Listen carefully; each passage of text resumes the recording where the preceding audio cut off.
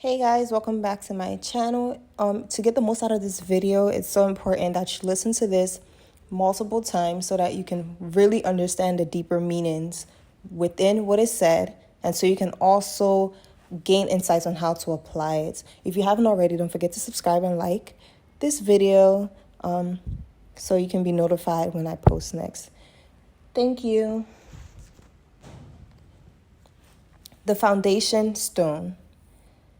Let every man take heed how he buildeth thereon. For other foundations can no man lay than that is laid, which is Jesus Christ. Now if man build upon this foundation, gold, silver, precious stones, wood, hay, stubble, every man's work shall be made manifest, for the day shall declare it. 1 Corinthians chapter 3, verses 10 to 13. The foundations of all expression is consciousness. Try as man will, he cannot find a cause of manifestation other than his consciousness of being. Man thinks he has found the cause of disease and germs, the cause of war and conflicting political ideologies and greed. All such discoveries of man, cataloged as the essence of wisdom, are foolishness in the eyes of God. There is only one power, and this power is God, consciousness. It kills, it makes alive, it wounds, it heals, it does all things, good, bad, or indifferent. Man moves in a world that is nothing more or less than his consciousness objectified. Not knowing this, he wars against his reflections while he keeps alive the light and the images which project the reflections.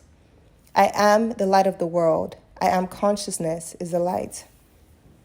That which I am conscious of being, my conception of myself, such as I am rich, I am healthy, I am free, are the images.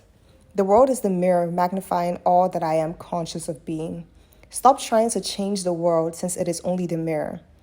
Man's attempt to change the world by force is as fruitless as breaking a mirror in the hope of changing his face. Leave the mirror and change your face. Leave the world alone and change your conceptions of yourself. The reflection then will be satisfactory. Freedom or imprisonment. Satisfaction or frustration can only be differentiated by the consciousness of being. Regardless of your problem, its duration or its magnitude, careful attention to these instructions will in an amazingly short time eliminate even the memory of the problem. Ask yourself this question: how would I feel if I were free? The very moment you sincerely ask this question, the answer comes. No man can tell another the satisfaction of his desire fulfilled. It remains for each within himself to experience the feeling and joy of this automatic change of consciousness.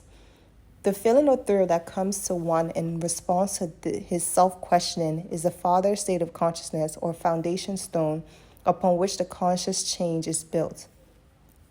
Just how this feeling will embody itself, no one knows, but it will. The Father, consciousness, has ways that no man knows. It is the unalterable law. All things express their nature. As you wear a feeling, it becomes your nature. It might take a moment or a year. It is entirely dependent upon the degree of conviction.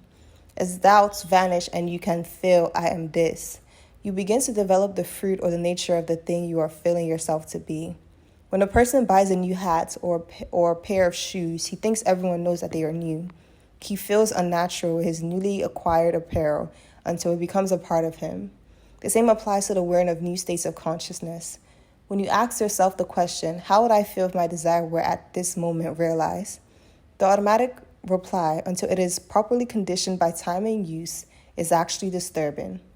The period of adjustment to realize this potential of consciousness is comparable to the newness of the wearing apparel.